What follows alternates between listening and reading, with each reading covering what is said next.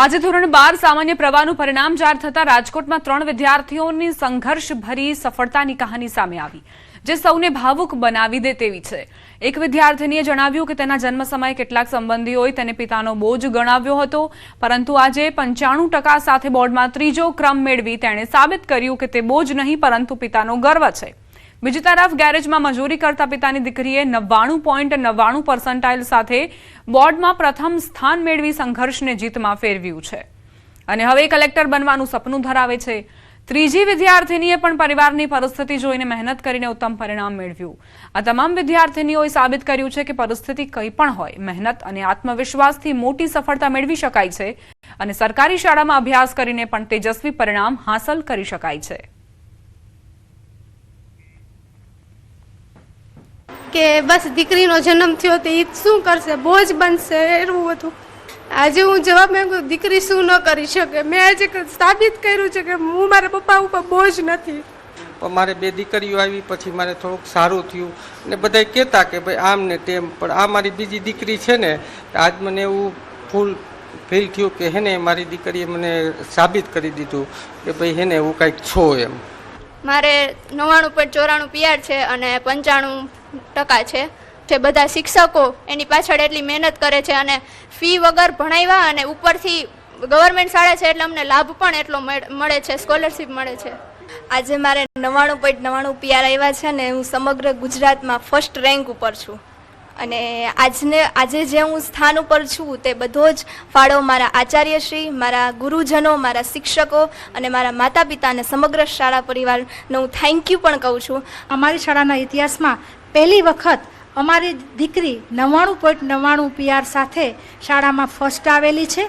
આ શાળાની 0 ફી છે, છતાં પણ અમે તમામ સ્ટાફ સવારે 7 થી લઈ સાંજના 4 વાગ્યા સુધી જ્યાં સુધી દીકરીને જરૂર હોય એને એજ્યુકેશનમાં અભ્યાસમાં અમારી મદદની જરૂર હોય ત્યાં સુધી અમે રોકાઈએ છીએ। આજે 12 સામાન્ય પ્રવાહનું રિઝલ્ટ છે, ત્યારે રાજકોટના મોવડી વિસ્તારમાં ગેરેજની ફોર વ્હીલના ગેરેજની અંદર નોકરી કરતા હરેશભાઈના દીકરી છે તે બોર્ડ ફર્સ્ટ આવી છે। આ વ્યક્તિ છે તે ફોર વ્હીલના ગેરેજમાં નોકરી કરે છે અને આર્થિક રીતે પણ ઘણી સ્ટ્રગલ કરે છે। આમ છતાં આજે એમની દીકરી છે તે બોર્ડ ફર્સ્ટ આવી છે। આપણે એમની સાથે વાત કરીશું। શું કહેશો, આજે તમારી દીકરી છે તે બોર્ડ ફર્સ્ટ આવી છે, કેવું લાગે? મને ખુશીનો આનંદ છે। આજ મારી દીકરી એટલી ખુશ મને કરી દીધી છે ને કે વાત પૂછવામાં એટલો ખુશ છું હું। આજ તમે શું કામ કરો? હું ગેરેજમાં માલ લઈ આવવાનું ને એવું કામ કરું, નોકરી કરું છું। કેવી આર્થિક પરિસ્થિતિનો તમે કામ કરો? બહુ નથી, મીડિયમ છે અમારી। પિતાની આર્થિક પરિસ્થિતિની જે છે વચ્ચે પણ પોતે એક ઝળહળતી સફળતા મેળવી છે। એક જે તેમને કલેક્ટર થવું છે અને એક કહી શકાય કે ખૂબ જ સંઘર્ષવાળા જીવનમાંથી જે છે દીકરીએ જે પોતાના પરિવારનું નામ રોશન કર્યું છે, બોર્ડ ફર્સ્ટ આવી છે। મોંઘી ફી ભરવાના બદલે જે છે સરકારી શાળામાં ભણીને પણ ઉચ્ચ પરિણામ પ્રાપ્ત કર્યું છે। હાર્દિક જોશી, ન્યૂઝ 18 ગુજરાતી, રાજકોટ। ડાંગ જિલ્લામાં ધોરણ 12 સામાન્ય પ્રવાહનું ઐતિહાસિક પરિણામ આવ્યું। સમગ્ર રાજ્યમાં ડાંગ જિલ્લો 97.88% સાથે પ્રથમ ક્રમે રહ્યો, જ્યારે ધોરણ 12 સાયન્સમાં પણ જિલ્લો રાજ્યમાં 8મા ક્રમે રહ્યું છે। વિદ્યાર્થીની પ્રાચી ટંડેલે 97.54% સાથે જિલ્લામાં પ્રથમ સ્થાન મેળવ્યું। ખાસ વાત એ છે કે પ્રાચીએ કોઈ પણ ટ્યુશન ક્લાસ વગર માત્ર શિક્ષકો અને માતા પિતાના માર્ગદર્શન હેઠળ અભ્યાસ કરીને આ સિદ્ધિ મેળવી છે। હું 12 સાયન્સનું અત્યારે રિઝલ્ટ આવ્યું છે, એમાં મારા ઓવરઓલ પર્સન્ટાઇલ 99.99 છે અને પર્સન્ટેજ 97.54 છે। તો મને અત્યારે તો મારું ગોલ તો એ જ છે કે હું અત્યારે આઈટી ફિલ્ડમાં જાઉં, કારણ કે અત્યારે આગામી જે કોઈ પણ વર્ષો છે તે એઆઈના છે, આઈટી ફિલ્ડના છે। તો હું સોફ્ટવેર એન્જિનિયર બનવા ઈચ્છું છું। મારી મમ્મી અને મારા પપ્પા બંને મેં જેટલા પણ ઉજાગરા કર્યા છે તે બંને હંમેશા મારી સાથે છે। તેમાં ડાંગ જિલ્લાએ ઇતિહાસ રચ્યો છે। ડાંગ જિલ્લાનું સામાન્ય પ્રવાહનું ગુજરાતભરમાં પ્રથમ નંબર આવેલો છે। 97.88% સાથે આખા ગુજરાતમાં ડાંગ જિલ્લાના વિદ્યાર્થીઓ સર્વપ્રથમ નંબરે પાસ થયા છે। તમામ બાળકોને શાળાને અભિનંદન પાઠવું છું।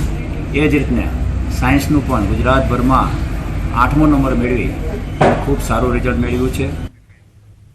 આ સાથે જ બુલેટિનમાં અત્યારે બસ આટલું જ। આપ જોતા રહો ન્યૂઝ 18 ગુજરાતી।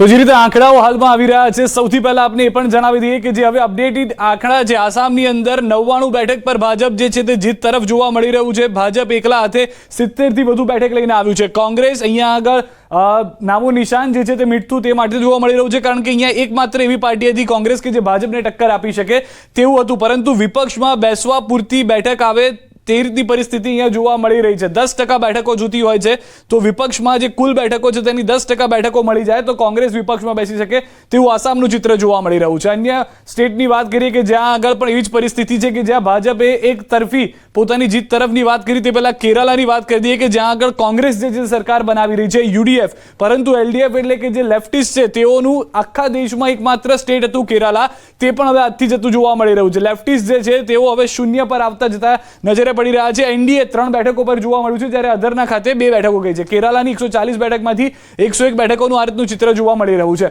ત્યારબાદ વધુ એક મહત્વનું રાજ્ય જે છે પુડુચેરી, કે જેમાં ભાજપે 20 બેઠકો પોતાની તરફ કરી લીધી છે. જ્યાં આગળ એનડીએ સાથે મળીને ચૂંટણી લડી રહ્યું હતું, અહીંયા ઇન્ડિયા ગઠબંધન હતું જે 5 બેઠકો પર છે, અને ટીવીકે પ્લસ જે અહીંયા આગળ 1 બેઠક પર જોવા મળી રહી છે. તેનાથી વધારે જે બેઠકો છે તે અધર્સને આવેલી છે. વધુ એક મહત્વ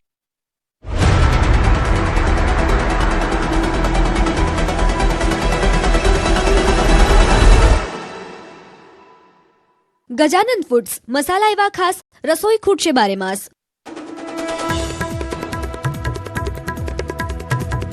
ટક્કર, બેફામ કાર ચાલકે મોપેડ ચાલકને હવામાં ઉડાવ્યો, ચમત્કારિક બચાવ.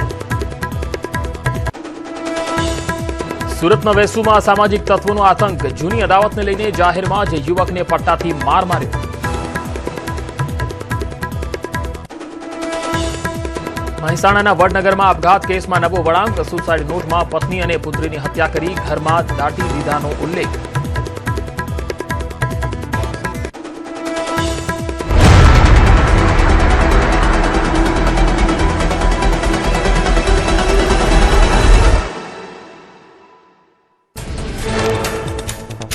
પશ્ચિમ બંગાળમાં ભાજપે રચ્યો ઇતિહાસ. 294 બેઠકોમાંથી ભાજપ 198 બેઠકો પર આગળ, 89 બેઠકો પર મમતા દીદીની ટીએમસી કરી રહી છે લીડ. 2 બેઠક પર કોંગ્રેસ આગળ. કોલકાતામાં ભાજપ કાર્યાલયોમાં મનાવાયો જશ્ન.